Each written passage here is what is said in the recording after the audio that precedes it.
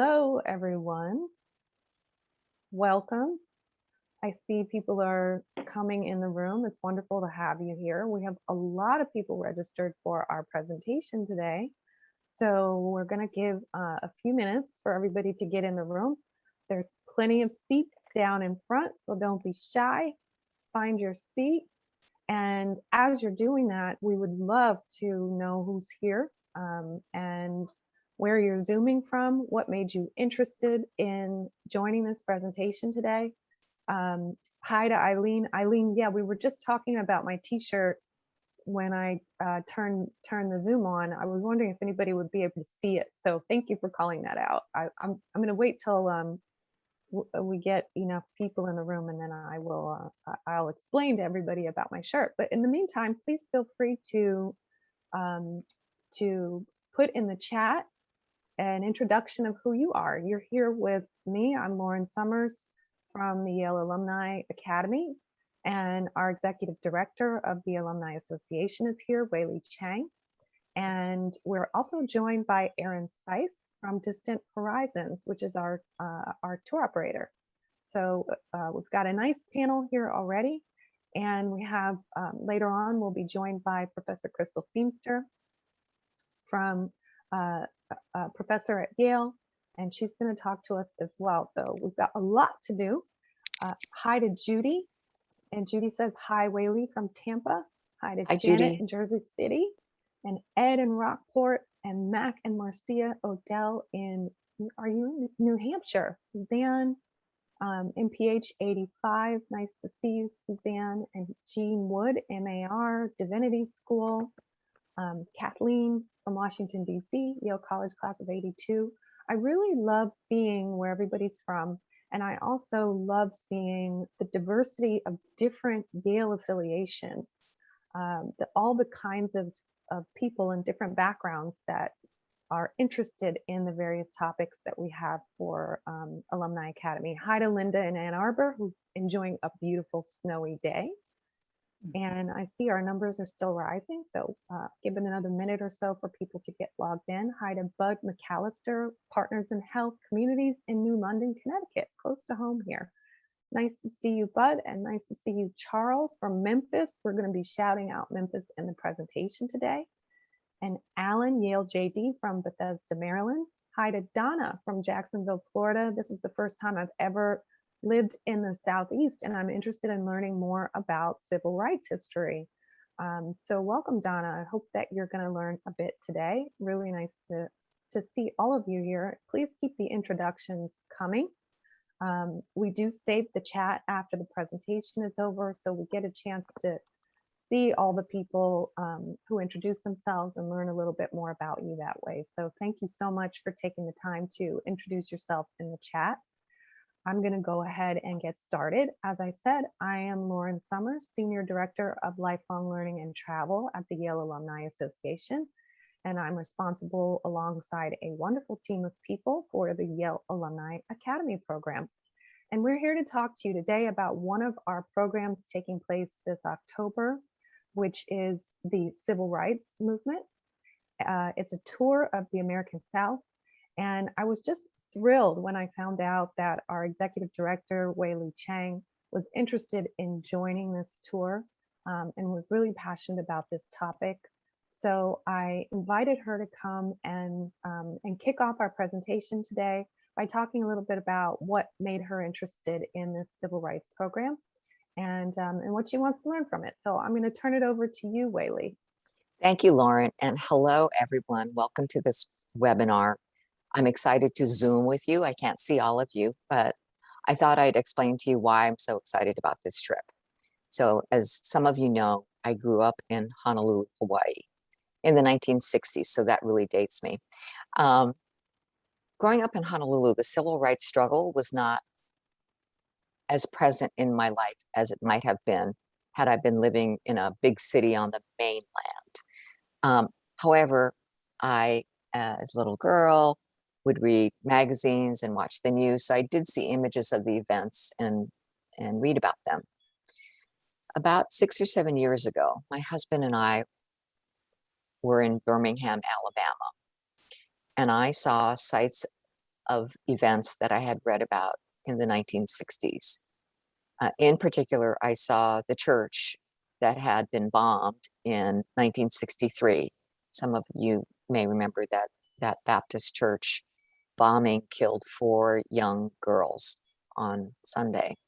And I also saw a park that had statues depicting the dogs that the police had used to attack the protesters, and heard the stories. And that whole experience of seeing these sites was impactful in a way that reading about them as I had in the 60s was not. And it made those events really, and the history, come alive and made me realize just how important the civil rights struggle is in American history. So that's one reason why I'm very excited about this trip, because I know how impactful it was to me. I have a visceral reaction and frankly goosebumps now, even as I'm talking about it.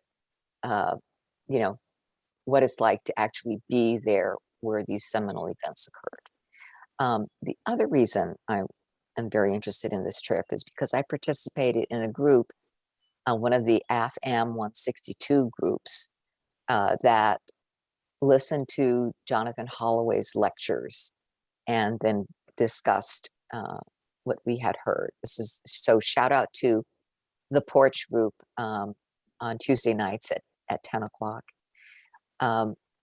So what made me interested in AFAM 162 is because, well, there are several reasons. First of all, like all of you, I am interested in lifelong learning. I was a philosophy major when I was an undergraduate at Yale. I took a lot of philosophy classes, not too many history classes. And so I feel that there's a gap in my knowledge. I think the real the most intense course in US history I had was in high school. So that's pretty pathetic, even though I did go to a good high school. So I feel like I have a gap in my knowledge about US history, and I want to learn more. Also, I was interested in the AFAM 162 lectures because coming to the university, I became friends with Jonathan Holloway as a colleague, and so was interested in his lectures. I found the lectures to be illuminating. So between my experience in Birmingham, Alabama, and listening to the AFAM 162 lectures, I was super excited to participate and to join this particular travel program that the Yale Alumni Association, and under Lauren's leadership, is organizing. I see this trip as part of my continuing education. And so I look forward to your being on this journey with me. So, Lauren, back to you. Thank you for Okay. joining us. Thank you. Thank you, Whaley. That was really wonderful to hear your perspectives, and welcome to everyone who was a part of that AFAM 162 course. Really glad to have you all here. Also want to say shout out to Graham, BA 95, PhD 06, who's in Birmingham, Alabama, and all of you who might be zooming in from some of the places that we're going to be visiting on this civil rights tour this fall. And with that in mind, I want to introduce another person that you see on the panel here, Aaron Seiss, who is with Distant Horizons. I would love to persuade you all that I do all the planning and book all the hotels and arrange all the logistics, but that is just not true. There's an army of people behind the scenes who make all of this happen at the highest level of quality and expertise. And Aaron is representative of the company Distant Horizons, that is our tour operator for this program. Do you want to say hi? Hi to everybody, Aaron. Hi, everybody. Hello. Yes, I've been working with Distant Horizons for a very long time, since the late 90s, traveling with them. And Janet Moore, who founded the company, decided to do the civil rights tour, start these tours in about believe it was 2017 or 2016. And since then, we've had very full springs and falls, and just amazing groups of people that I've traveled with myself. I did a trip, my last trip before, and for 2 years was in 2019 at Thanksgiving. And then I just did a trip in Thanksgiving of 2021 for the first time in 2 years, Civil Rights Tour. So we just continued, and we saw the same people that we see on our tours, and it's fantastic. We did not go to Arkansas, but I believe your tour does. So you'll have a wonderful tour in the fall. It's a great time to go, and I'm excited for you. All right, thank you, Erin. And Erin's going to be here to help me out with any questions about logistics and things that you may want to know about the tour. If you have questions, please do put them in the Q&A box. And I also want to say that you don't have to go on this tour to get something out of our talk today. I'm going to be giving you sort of a survey of the sites, many of the sites that we're going to see, not all of them on this tour. But we also have a series of virtual tours available for free. They're open to everyone on our website at Yale Alumni Academy. And you can find within these tours all of the sites in the Civil Rights Trail, much of the history of the movement, as well as museum exhibits and articles, books by Yale faculty, videos to watch. So I really encourage you that one way to engage with this content is definitely to come on the tour, and we'd love to have you. But another way to engage is at your own pace on the website. And with that in mind, this session is being recorded. So if you have to leave early, or if you know someone who should see it and miss it, it will be available on our website as well for viewing on demand. Please do put your questions in the Q&A box, and we're going to get to them in the Q&A section of the presentation. For now, I'm going to share my screen, and I'm going to give you a walkthrough of some of the things that you're going to see on the Civil Rights Tour. Erin and Whaley, can you guys see my screen? I can. Wonderful. All right, that means we're in the right place. So Absolutely. this tour is called On the Road to Freedom, Understanding the Civil Rights Movement. And it is featuring our Yale professor, Crystal Feemster, who is Associate Professor of African American Studies, History, and American Studies at Yale. And Professor Feemster will be joining us in a little while, so she'll be around to give you her thoughts and answer questions as well. This tour is visiting many of the sites on the Civil Rights Trail. And the Civil Rights Trail was launched in 2018 as a collection of more than 120 landmarks across 15 states, mostly in the US South.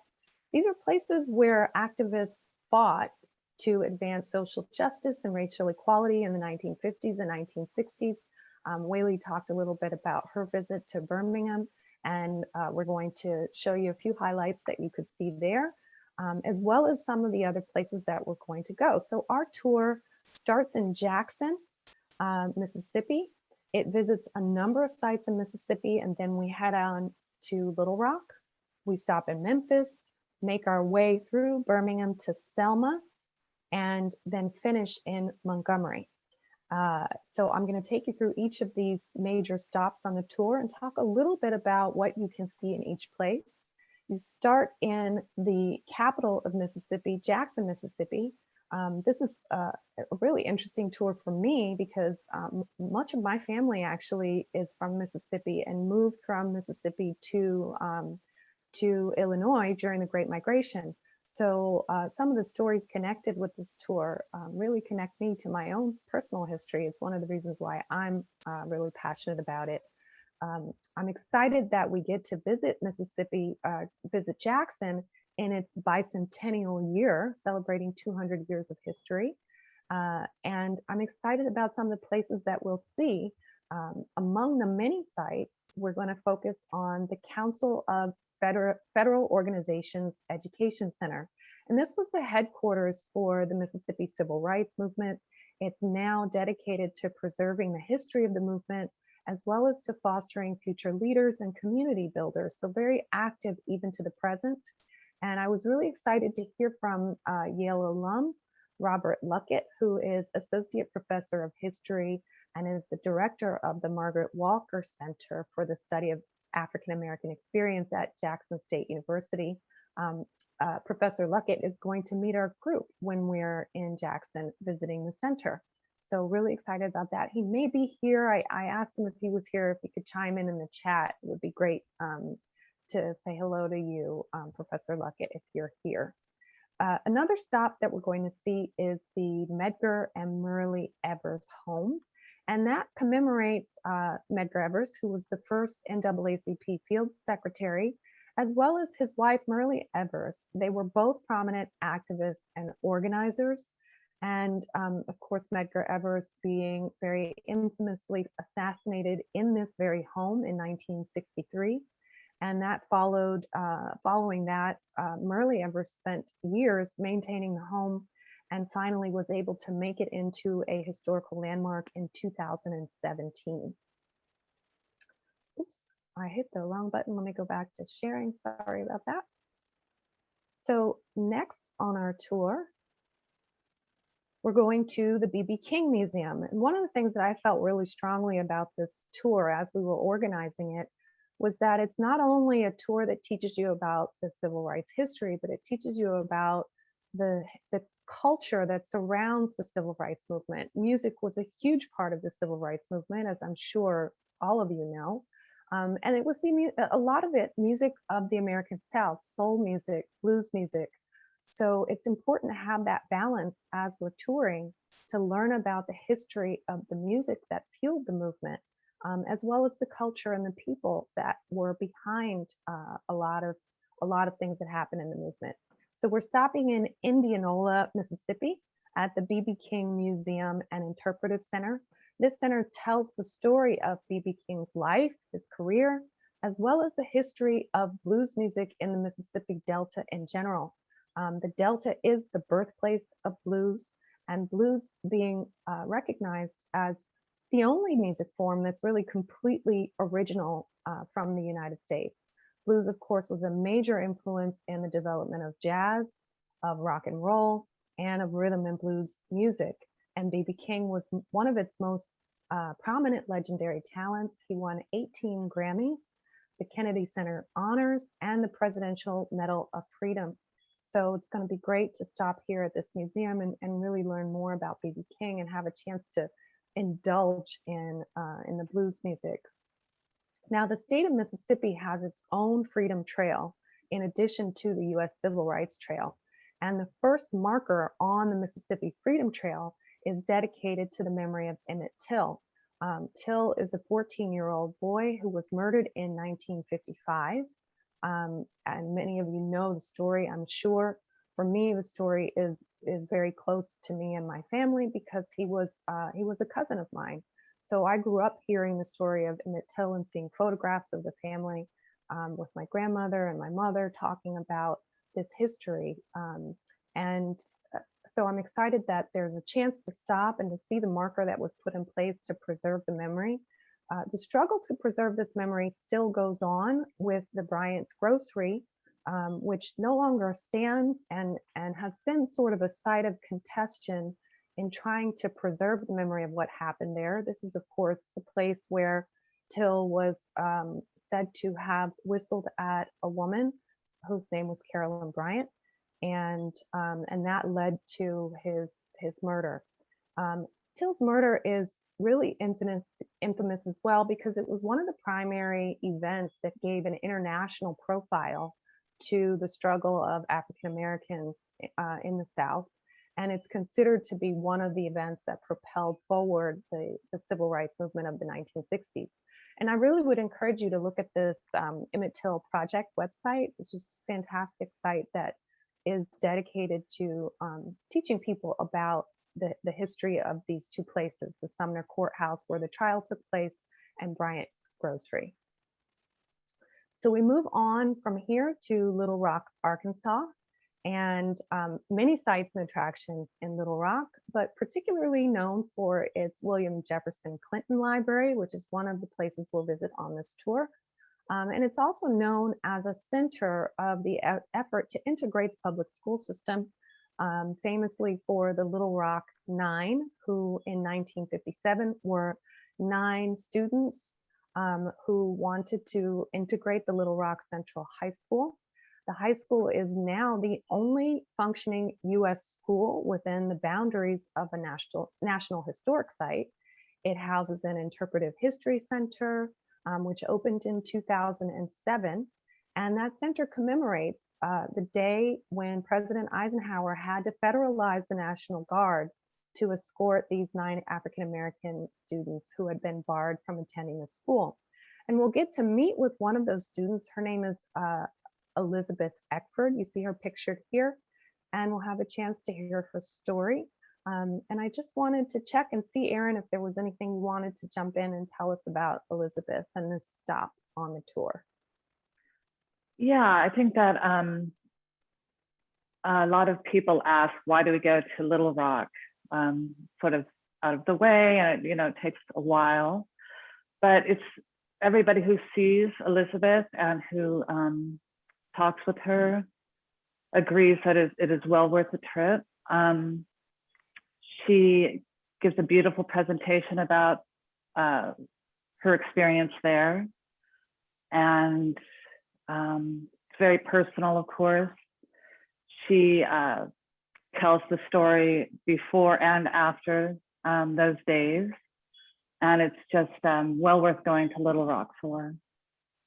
Yeah, I find that those personal stories, and really it's easy to think of this as distant history, even though we know it's not. But when you meet the people who are part of those black and white pictures, that we've seen so many times, it changes everything. Right. So I think it's wonderful that Distant Horizons has given us this opportunity to meet with Elizabeth, and really excited about this stop on the tour. We're so grateful to have her. Yeah, it's really a treasure.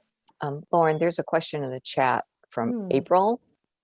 I guess to Aaron. It says the barn where it's whether or not the barn where Emmett Till was killed is standing. Will we go there?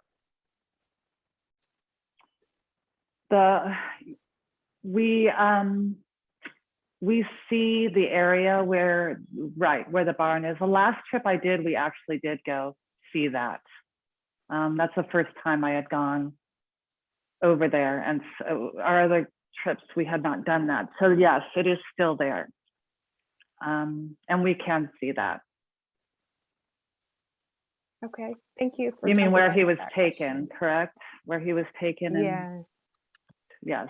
Because there's a few sites associated. There's the store where the whistling took place, Right. and then there's the Sumner Courthouse where the trial took place. But there was the passage of time between the incident where he whistled at the woman and him actually being taken, from his family and murdered. So there's a few sites associated with it. So I do understand the question. I want to keep going, so I have a chance to tell you about all the places associated with this tour. We move on from Little Rock to Memphis. Of course, and I know a couple of you are zooming in from Memphis, so shout out to all of you in Memphis. Great city. It's a city that is as central to the history of music in America. And I don't want to say, of blues music or soul music, because there's so many different kinds of music that come out of Memphis, that we've got to really do honor to the fact that when these different musical influences are in the same place, it creates just such a rich legacy. And that is very much alive and well in the city. And it's also central to the history of the civil rights story. So our program, it's a wonderful thing about this program, is it gives us a chance to explore both. We do visit the Lorraine Motel, where Martin Luther King was staying when he was assassinated in 1968. In learning more about the motel, I was reminded of the story of the Green Book, which of course during that time, places were not integrated. So Black people traveling in the South would have had to plan out where could they stay that would welcome Blacks. And the Green Book was a tour guide. There was a film made about it.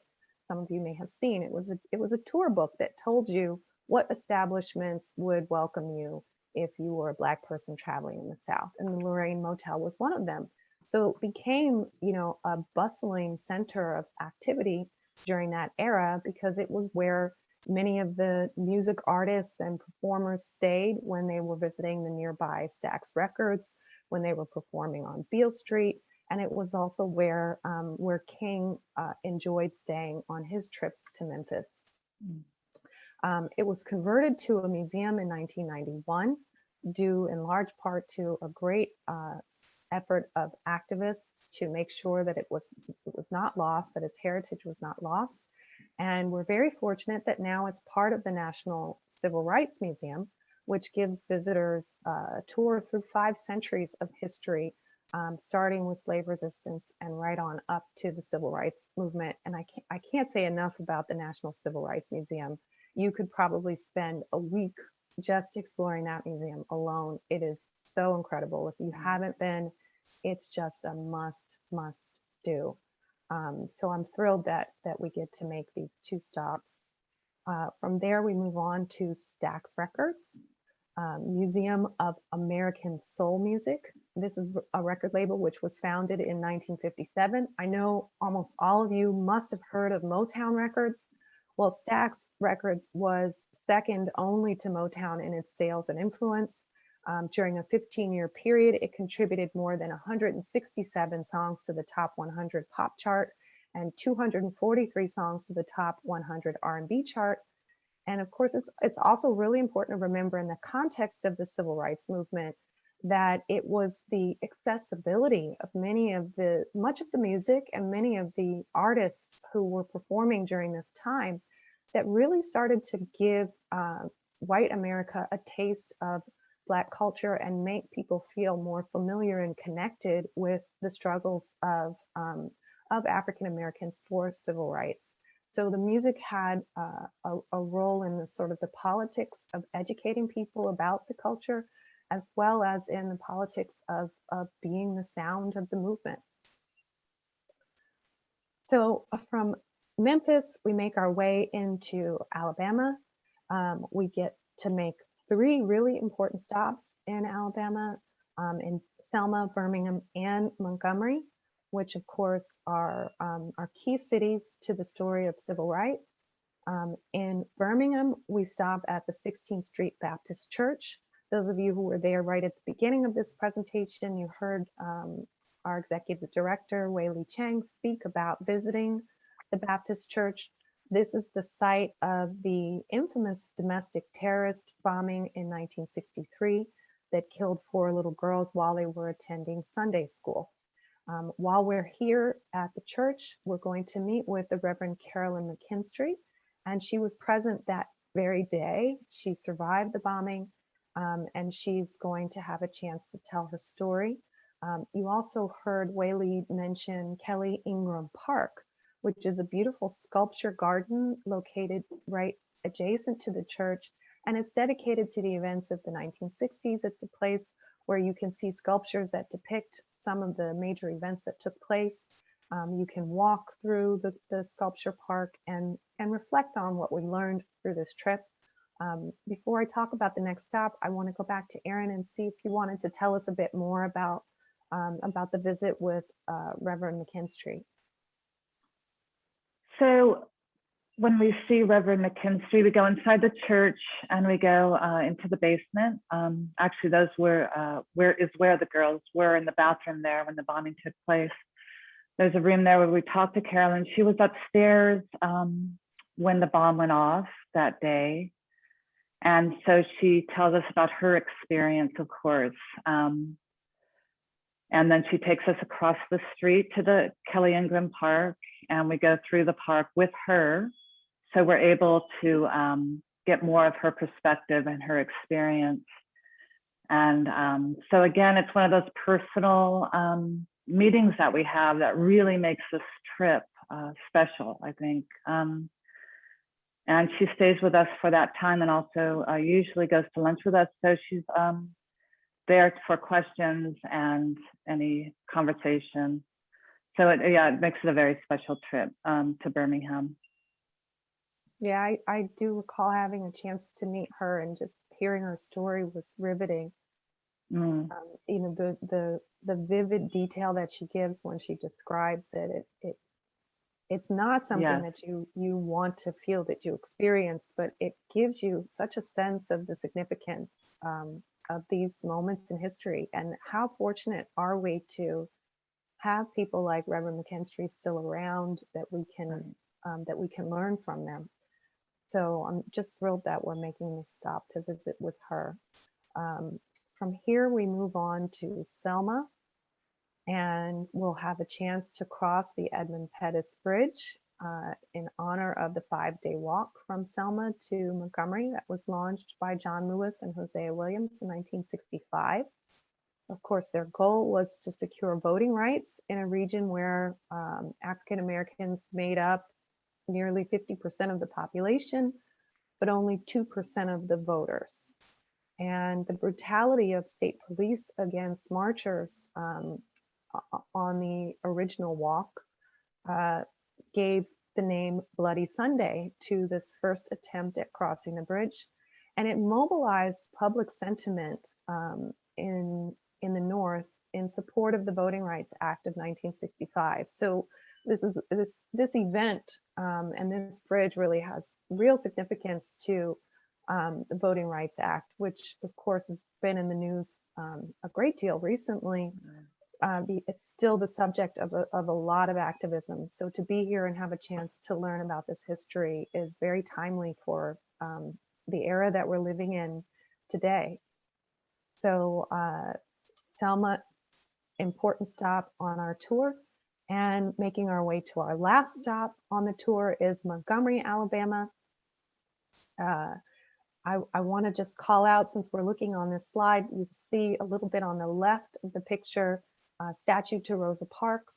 And I don't normally wear t-shirts when I'm presenting webinars, but I have this t-shirt and I love it. And it's Rosa Parks saying, you want me to give up my seat? Nah. So that's why I'm wearing a t-shirt today, and commemorating this history of Rosa Parks that we will have a chance to learn about in Montgomery. Montgomery is also a city that has really made exciting strides in recent years to celebrate and commemorate the civil rights story, along with the present day ties of the civil rights movement that continues to struggle for equal justice. Founded in 2018, the National Memorial for Peace and Justice features 800 columns. That's what you see on the center circle there. 800 columns, one column for each US county, where a total of 4,400 lynchings took place in the years between 1870 and 1950 is what researchers found in the work that sort of laid the foundation for this building. And then the Legacy Museum is located here in Montgomery as well. It's just next to a major US site of human trafficking in the 19th century. It tells the story of this human trafficking, of slavery, and its transition from chattel slavery on plantations to a system of mass incarceration of African Americans and people of color that continues to operate in our contemporary times. So it's sort of appropriately called From Slavery to Mass Incarceration. And there's actually a wonderful film that, if you're thinking about this tour, if you're thinking about learning about this history, I would definitely recommend that you watch. It's a documentary called The 13th Amendment, available on Netflix.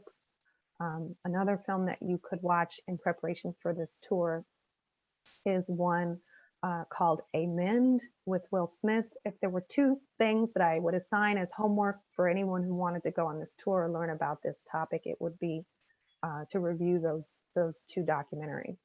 So I'm going to stop here so that we have time for Q&A. This is the information about the tour. It's called On the Road to Freedom, Understanding the Civil Rights Movement. You can find it at our website at alumniacademy.yale.edu/civil rights 22. We've just really begun actively promoting this trip, which is taking place this October. So I would encourage you, if you're interested, to check out the website, take a look at the itinerary and register. We don't have a ton of spots, so we definitely want to be able to accommodate everyone who's interested, but this won't be the last year that we do it. So thank you all so much for your support for this tour. I'm excited that with so many people interested in the topic, we'll be able to offer this tour this year as well as in future years to come. So I'm going to leave this screen up just for a moment and ask, is Professor Feimster here? Lauren, I'm here. Hi, welcome. All right. So thank you for having me, and I'm really excited about this tour for a host of reasons. As you know, and maybe many of the alumni know, I teach a range of courses here at Yale, 3 of them that focus on the civil rights movement. One is called the Long Civil Rights Movement.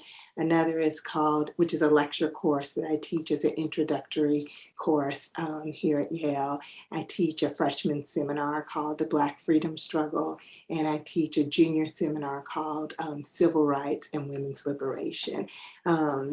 I'm a Southerner, I'm a Southern historian, and civil rights history is so central to my understanding of not only how I understand the American South, but also my own experience and my own family history in many ways, like you, Lauren. And I'm really excited to be a part of a Yale alumni group going down south to think and talk about the civil rights movement. It's one thing to teach in a classroom, and it's another thing to be out in the world. I think, as Wei said, there is something powerful about being in a space and being able to talk to people who have lived through that experience. So in many ways, I'm excited to be a student on the trip, and also to be a teacher. As you know, I will give 2 lectures on this trip, sort of pulling from my own research and experience as a teacher and educator of the civil rights movement. And I'm really just looking forward to the opportunity to learn and talk with the alumni that come, because I saw when people kind of introduced themselves in the chat, I think somebody was in the class of 57 and somebody was in the class of 2012, right? So the potential of the sort of range of life experiences that we'll have in the group will add to the dynamic and how we'll experience this trip. In my civil rights class, I often bring back Yale alumni who either traveled south during the civil rights movement or lived through the civil rights movement or were civil rights lawyers, because I grew up in the post-civil rights movement, but I'm always learning from people who lived through that time. It becomes a part of how I teach and how I think about the past.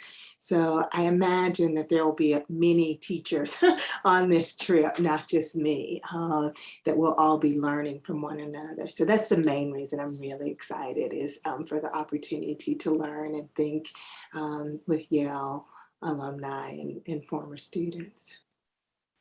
Thank you, Professor Feimster. I'm so glad that you were able to join us. I want to open up to Q&A for anyone who has questions about the civil rights movement, questions about the touring program, questions about the sites that we've discussed. We're fortunate that we have a professor here, we have Erin here, myself, amateur, expert, and so I think we've got enough people to address any questions that you may have. I know that there are a couple of questions in the Q&A. I just want to touch on, someone asked if we could get a recording of this session, and yes, we can definitely offer a recording. It will be available for viewing on demand on the Alumni Academy website, and everyone who was registered for the session will get an email afterwards as soon as it's available, giving you a link to that. Pauline asked how many people are on each tour. And so usually we cap the tours between 20 and 25 people. We like to keep sort of a personal, a close personal environment, a chance for people to interact with Professor Feimster, and to have good quality discussions and learning experience. So, so the group size is kept limited. Let's see how many spots are available. I'm not sure how many spots are available right now, but we do have open spaces. So I would encourage you to register. I should also emphasize that all of our Alumni Academy programs in 2022 and 2023 offer a 90-day risk-free booking policy, which means that should you need to withdraw for any reason whatsoever, you can get a full refund of any payments you have made prior to, as long as you make that decision prior to 90 days. Let's see. A couple of people want to know if the memorial and museum created by the Equal Justice Initiative are available to be visited, and can we be more explicit about the sites in Montgomery that we will be visiting? Erin, do you want to take a stab at those?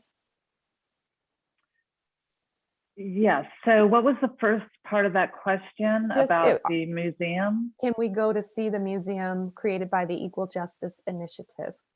Yes, the Legacy Museum.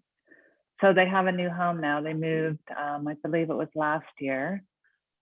Equal Justice Initiative is right across the street from our hotel, where EJI is.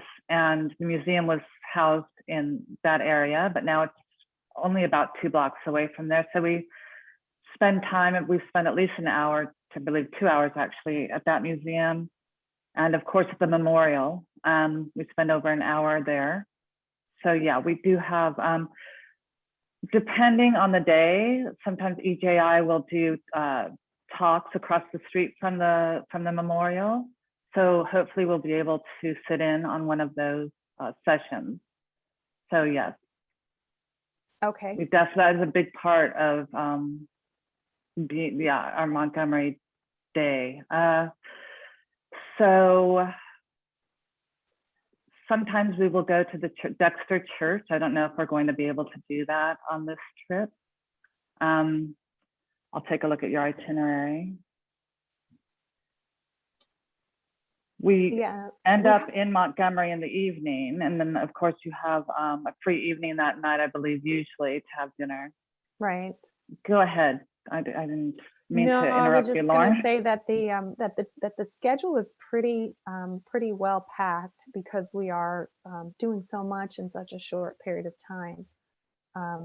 So there is the free time on the first evening, but we're really just in Montgomery for the last day. Although people, because the tour ends there, could certainly extend their stay and spend a little bit more time in Montgomery. It's definitely a place worth spending more time in.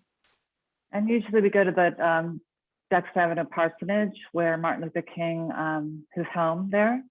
So last time it was closed, we were outside, and we did speak to a neighbor who would have meetings at their house and talk about Martin Luther King there as well.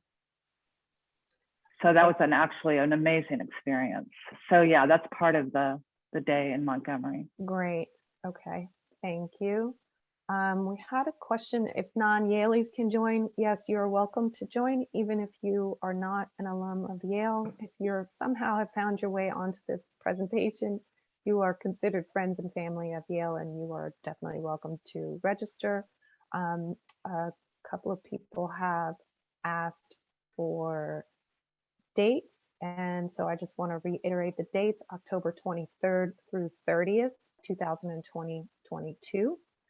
And there's one here, I thought, Crystal, that you might be able to answer. It has to do with renaming the Edmund Pettus Bridge. And I just wondered if maybe you could say a little bit more about that bridge. Yeah, I don't know anything right now about the process of renaming the bridge at this point. I know there's been a move towards that, but I don't know where people are on that. So I'm sorry, I can't answer that question. But I did answer, somebody asked about a reading list in the chat. And I said that, that I was going to work on a reading list that I would share with you at some point. And that you would share with the group down the road. And I would also suggest Eyes on the Prize as a documentary to spend a little bit of time watching as well. Yeah, Eyes on the Prize is an excellent Mhm. primer on the history of the civil rights movement. And a couple of people asked me to rename the films that I had mentioned. I mentioned the 13th Amendment, which is a great one to learn about what it means when Bryan Stevenson and the Equal Justice Initiative talk about the from slavery to mass incarceration. Why do they frame it that way? Why do they say it that way?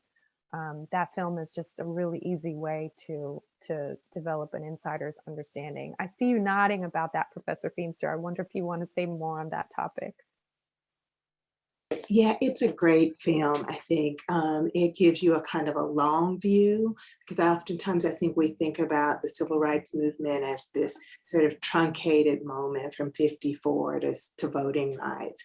And 13th is a reminder of kind of thinking about the longer Black freedom struggle and what comes after what we think about as that classical period, those 10 years. And also kind of a reminder of how we are living with some of the legacies and the unfinished work of the civil rights movement.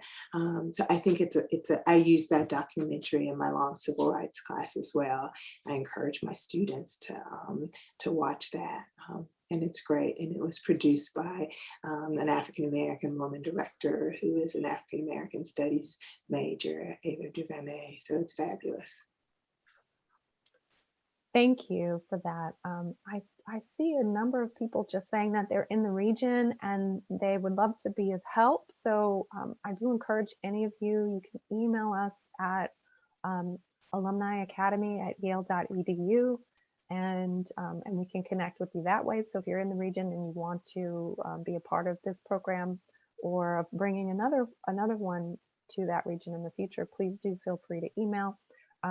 Someone has asked about a brochure on the website. The brochure is currently in development, so we should have one within the next week or so. If you sign up on the website to say that you would like to receive a brochure, we'll send one to you digitally when that's available. Jean asks if we're going to see the new statue of Chicagoan Ida Mae Wells in Memphis. She published her activist newspaper in Memphis. Erin, do you want to take that one? I suppose we could definitely fit it in. Yeah, we don't have that on the itinerary normally, but yeah, we could fit that in. Sort of a packed time, schedule, but usually we're pretty flexible if it's possible. Yeah, and I don't know, Professor Feemster, if you wouldn't mind, since the topic came up and we have you, to talk a little bit about Ida Mae Wells. Yeah, Ida B. Wells, of course, I see her as part of the kind of long Black freedom struggle. And I've written about her. So on Southern Horrors, Women in the Politics of Rape and Lynching, if you don't want to read the whole book, I've written a short piece about her in the New York Times that you could probably find easily. And there has been a movement afoot of late to kind of commemorate the work that she did around anti-lynching and anti-rape activism, beginning in the 1890s and throughout her life. She died in the 1930s, or 1930. So oftentimes she's not seen as a part of that kind of traditional civil rights era, but she was a foremother, was one of the founders of the NAACP and the Black Women's Club movement. And so in many ways, is someone who I think about is connected to not Ida B. Wells, but Ella Baker and Polly Murray, who are people that hopefully you'll read a little bit about before this trip. But she's, their kind of descendants, I often like to think, following in her footpath. So I think it'd be great if we could see that memorial. But even if we don't, I'd be happy to talk to folks about her on the trip. Thank you. Yeah, I did this trip years ago, but it was before there were all these resources in Alabama. So I did go through Louisiana, Mississippi, Tennessee, and Kentucky. And I was just shocked at how much there is in Memphis to see and explore with regard to this history. It's hard to get so many of the topics in on such a short visit. And then, of course, in 2018, I mentioned the dates of when a lot of these sites became available to sort of make the point that most of them haven't come current or opened since, it's been since 2006, 2007. So in the 1990s, these sites just weren't around. And particularly what's been done in Montgomery and in Alabama with the new museums that have opened there. This is a world-class destination in terms of learning the history. And I think in years to come, after this pandemic is over, it will be a place that people come from around the world to study this because of the quality of landmarks and preservation and work that's been done to interpret this history in these places. So, I'm really passionate about this tour for that reason. I see a couple of people mentioning Polly Murray, and I know Professor Feimster, you mentioned Polly Murray. So I want to highlight that we are going to be screening Polly Murray. My Name is Polly Murray, the documentary, at the end of this month. So I encourage you to go to the Alumni Academy website and register for that screening on our webinars page.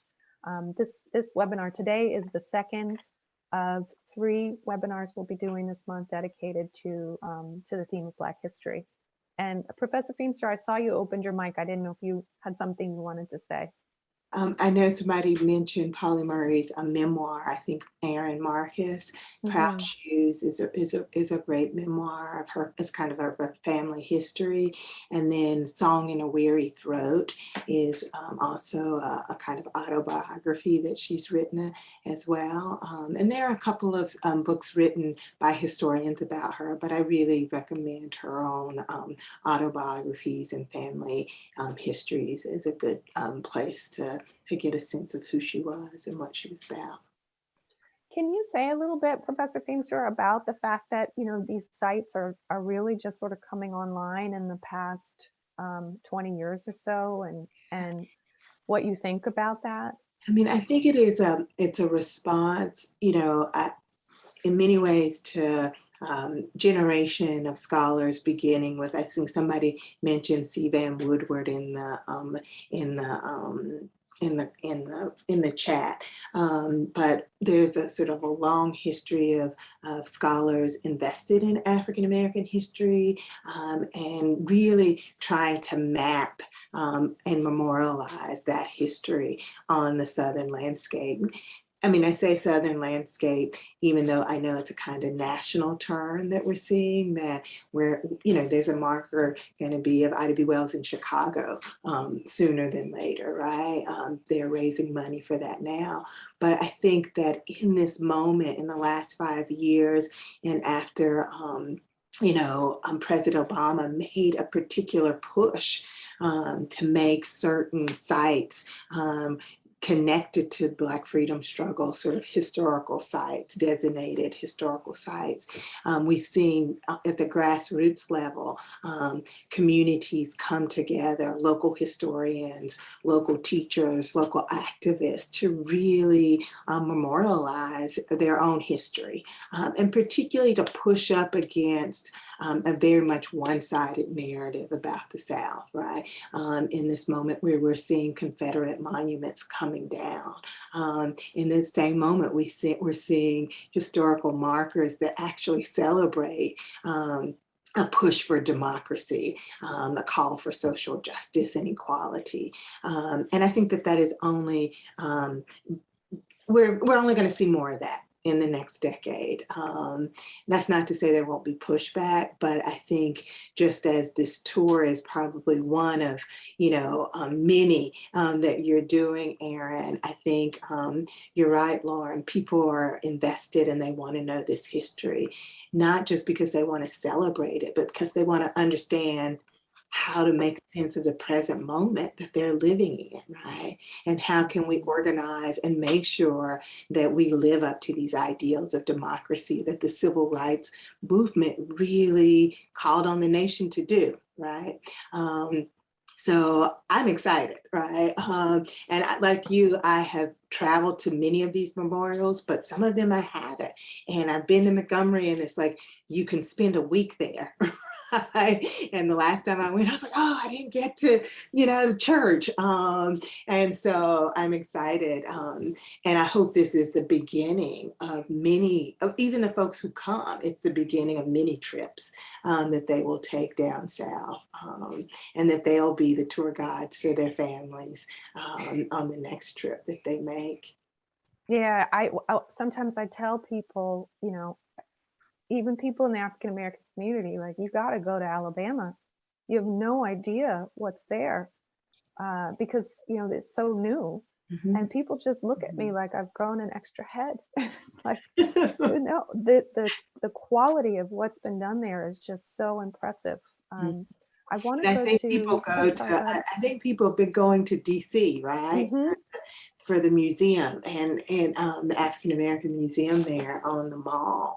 But when you go in there, you're like, oh my God, this is part of like the stuff that's in North Carolina. This is part of the stuff that's in Memphis. It's got bits and pieces, but it really matters if you can go to these places. Sorry to Yeah, interrupt you. no, you're fine. I wanted to go to Lowell Perry's comment. The subject of civil rights may well be one of the issues of the day. And given the current climate where racism is ringing out loud from some of the highest places in the land, is it inconceivable that a form of apartheid could find a foothold in this country without a greater emphasis, without us making a greater emphasis on complete and accurate history being told to properly frame a discussion on race? I mean, it's interesting because I think, as much as we like to believe that we live in an integrated society, much of America is still very much segregated. And I think we often think about the South as this place where segregation lived and breathed. But most northern cities are more segregated than the South ever was in 2022. So I think, the question of segregation, which I think is often how our students come to think about the civil rights movement, is just one of many, right? The civil rights movement was about voting rights. It was about fair housing. It was about fair wages. It was about, a social welfare state that takes care of the poor and the sick and the weak among us, right?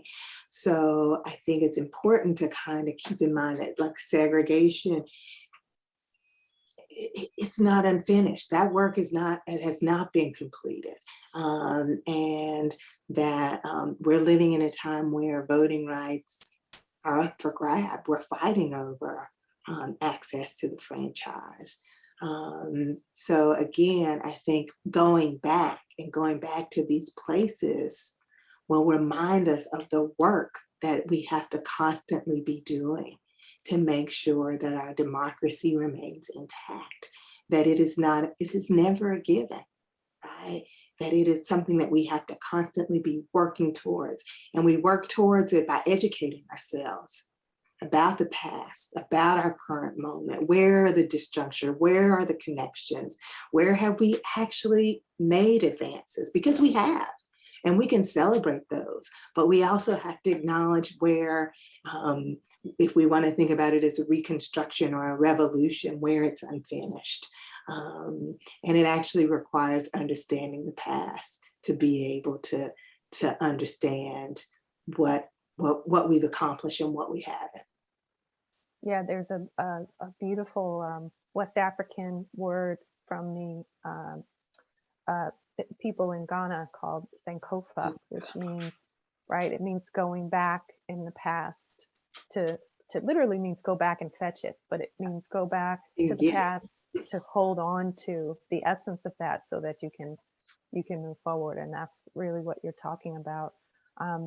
We have just a minute or so left, and I want to make sure I answer this one question from Kathy, that some years ago, Elizabeth Eckford and the white girl who was, I think, behind her, yelling at her in that infamous picture, they wrote a book together, and Kathy wanted to know, is that woman still alive? Is she available?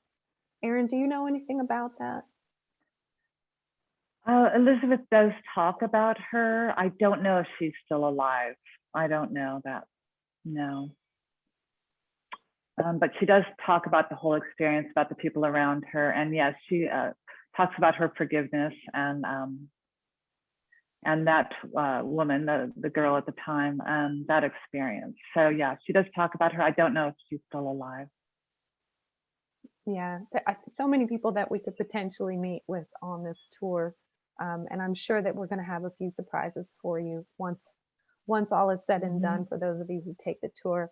I want to thank Erin and Professor Feimster and Wei Li Chang, our executive director, for coming, and all of you for coming and spending a little time talking with us about civil rights history.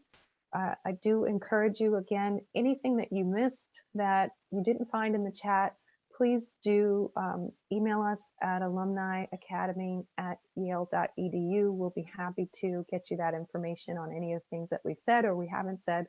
And before we go, I did want to just toss back to you, Wei Li, in case you just had any final words. No, I just want to thank all of you. I encourage you to go to Yale Alumni, Google Yale Alumni Academy. There is a treasure trove of information there, and a lot of links that we have discussed, for online tours of like the Lorraine Motel.